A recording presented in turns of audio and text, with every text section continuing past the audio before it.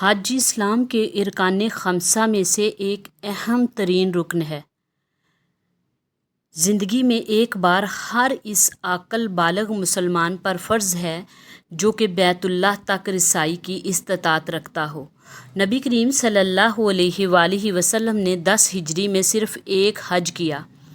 اس حج میں انصار اور مہاجرین اور شہری اور دیہاتی مسلمان کثیر تعداد میں شامل ہوئے، جن کی تعداد تقریباً 1,20,000 تھی۔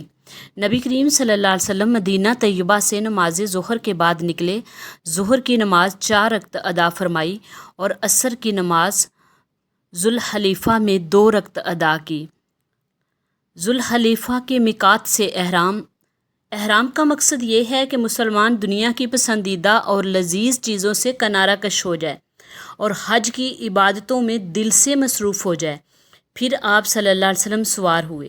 جب آپ صلی اللہ علیہ وسلم کی سواری بیدا مقام پر کھڑی ہوئی تو آپ نے اللہ تعالیٰ کی حمد، تسبیح اور تکبیر کہی اور حج و عمرہ کا تلبیہ پکارا۔ حاجی دنیا کی زیب و زینت چھوڑ دیتا ہے، اپنی شکل و صورت میں کمزور و مسکین کی طرح بناتا ہے جو اپنے رب ذوالجلال کی بخشش کا امیدوار ہو۔ اس سے حشر کی یاد بھی تازہ ہو جاتی ہے جب اللہ تعالیٰ تمام مخلوق کو اکٹھا کرے گا اور ہر ایک کو اپنی فکر لاحق ہوگی۔ احرام پہننے کا مقصد مسلمانوں کے درمیان مساوات اور وحدت امت کا درس دینا ہے کہ امیر اور غریب، شاہ و گدا یہاں سب برابر ہیں۔ ان کا لباس ایک، رب ایک، نبی ایک، کتاب ایک۔ سب کے لباس کے سفید رنگ سے ان کے دلوں کی سفیدی اور کینہ، بغض اور حسد سے شفافیت کی اچھی فال بھی ہے۔ آپ صلی اللہ علیہ وسلم کا احرام اور سیدنا بلال بن رباح، سلمان فارسی، صہیب رومی، عمار بن یاسر اور باقی تمام صحابہ کرام رضوان اللہ علیہم اجمعین کا احرام بالکل ایک جیسا تھا۔ لباس، اس کی قیمت اور پہچان بالکل ایک جیسی تھی۔ یہ ہے دین اسلام، دین عدل و مساوات، تاکہ ہر مسلمان یہ جان لے کہ اس کا عہدہ اور منصب خواہ کتنا ہی اونچا ہو، اسے دوسرے پر فخر کرنے کا حق حاصل نہیں۔ عبادت میں صرف تقویٰ اور پرہیزگاری اور اخلاص کا اعتبار ہوگا۔ رنگ و نسل اور مال و متاع کا فضیلت و برتری میں کوئی عمل دخل نہیں، جیسا کہ اللہ تعالیٰ نے فرمایا۔ سورۃ الحجرات۔ اللہ تعالیٰ فرماتے ہیں، بلا شبہ اللہ کے ہاں تم میں سب سے زیادہ عزت والا وہ ہے جو تم میں سب سے زیادہ متقی ہے۔ آپ صلی اللہ علیہ وسلم نے تلبیہ پکارا اور تلبیہ رب العالمین کی مطلق اور خاص توحید پر مشتمل جو مشرکوں کے تلبیہ کے برعکس ہیں۔ چنانچہ آپ صلی اللہ علیہ وسلم نے فرمایا، لبیک اللہم لبیک، لبیک لبیک اللہم لبیک، یعنی میں حاضر ہوں، اے اللہ میں حاضر ہوں، میں حاضر ہوں، تیرا کوئی شریک نہیں، میں حاضر ہوں، تمام حمد تیرے ہی لیے ہے اور تمام نعمتیں تیری ہی طرف ہے، بادشاہت تیری ہی ہے، تیرا کوئی شریک نہیں۔ آپ صلی اللہ علیہ وسلم بآواز بلند تلبیہ پکارتے تھے کیونکہ یہ توحید کا اعلان ہے۔ اس کا مقصد جذبات کو ابھارنا اور روحوں کو تحریک دینا ہے۔ اپنے صحابہ کرام سے فرماتے، میرے پاس جبریل آئے اور انہوں نے مجھے حکم دیا کہ میں اپنے صحابہ کو حکم دوں کہ لا الہ الا اللہ اور تلبیہ بآواز بلند کریں۔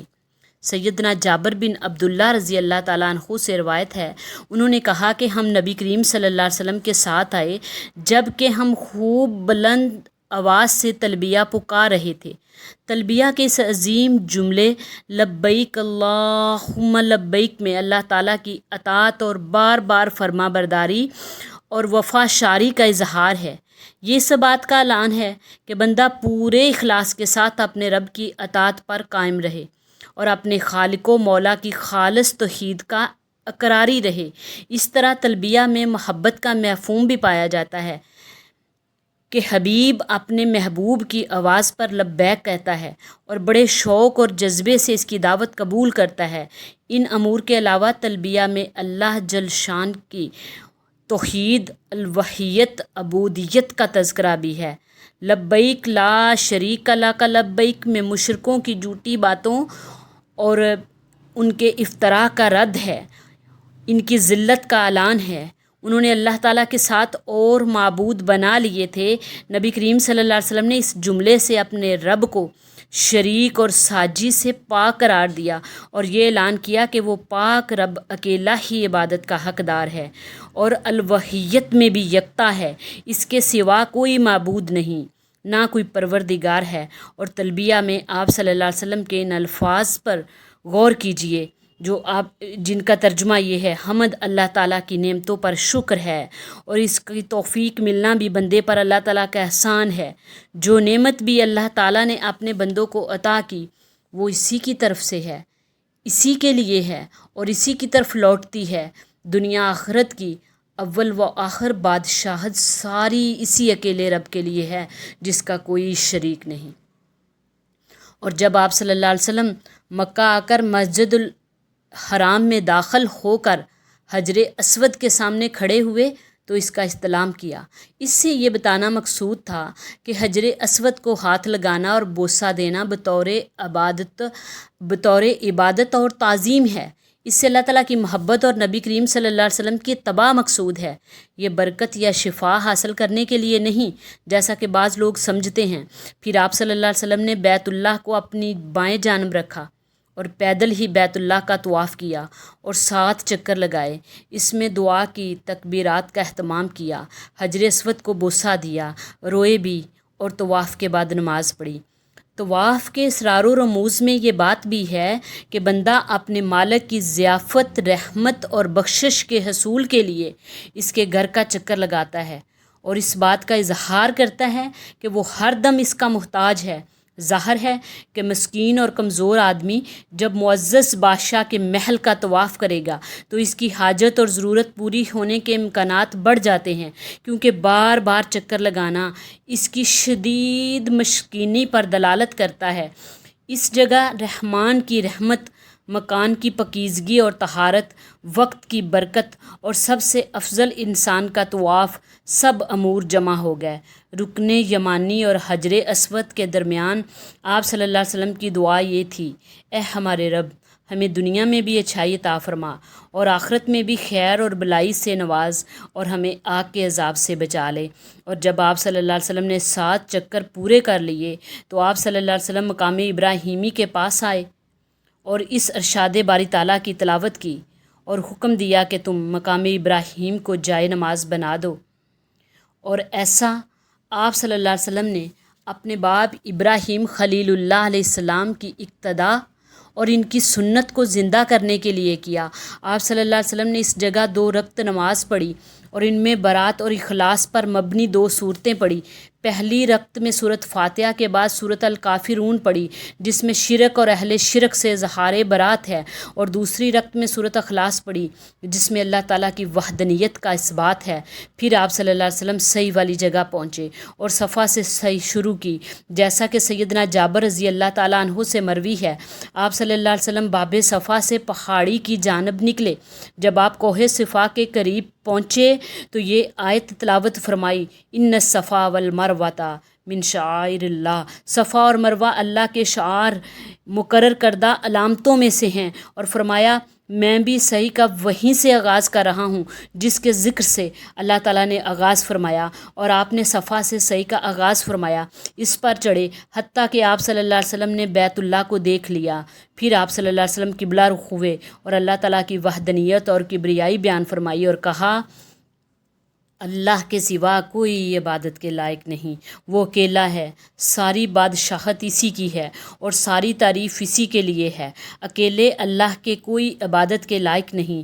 اس نے اپنا وعدہ خوب پورا کیا، اپنے بندے کی نصرت فرمائی، تنہا اس نے ساری فوجوں کو شکست دی۔ ان کلمات کے مابین نبی کریم صلی اللہ علیہ وسلم نے دعا فرمائی۔ آپ نے یہ کلمات 3 مرتبہ ارشاد فرمائے۔ پھر آپ صلی اللہ علیہ وسلم مروہ کی طرف اترے، حتیٰ کہ جب آپ کے قدم مبارک وادی کی اترائی میں پڑے تو آپ نے صحیح فرمائی، تیز قدم چلے۔ جب وہ آپ کے قدم مبارک مروہ کی چڑھائی چڑھنے لگے تو پھر معمول کی رفتار سے چلنے لگے، حتیٰ کہ آپ مروہ پر پہنچ گئے۔ آپ نے مروہ پر اسی طرح کیا جسی طرح صفا پر کیا۔ آپ صلی اللہ علیہ وسلم صفا و مروہ کی سعی کے دوران میں اس نشان لگی جگہ پر آ کر رمل کرتے تھے، جس میں سیدنا حضرت اسماعیل علیہ السلام کی والدہ سیدنا حاجرہ علیہ السلام نے رمل کیا۔ ان کی اقتداء میں حج اور عمرہ کرنے والے قیامت تک سعی کرتے رہیں گے۔ آپ صلی اللہ علیہ وسلم کی سعی میں سیدہ حاجرہ علیہ السلام کے قصے کی یاد دہانی سے، جب وہ صبر کے ساتھ پانی تلاش کر رہی تھی، انہیں اللہ تعالیٰ پر مکمل اعتماد تھا، اور وہ نہایت سنجیدگی اور صبر سے ایسا کر رہی تھی۔ آپ نے دین کے شعائر قائم کرنے، باری باری اللہ تعالیٰ کے حکم کی تعمیل کرنے اور حاجرہ کے جذبے کو زندہ کرنے کے لیے ان کی طرح سعی کی اور ان کی طرح دوڑے۔ ہمارا دین اسباب اختیار کرنے اور اللہ تعالیٰ پر توکل کرنے کا حکم دیتا ہے، جیسا کہ آپ صلی اللہ علیہ وسلم نے اونٹنی کے مالک سے فرمایا تھا، اس کا گھٹنا باندھو اور توکل کرو۔ آپ صلی اللہ علیہ وسلم نے 7 چکر مکمل کیے اور آنے اور جانے کو الگ الگ چکر شمار کیا۔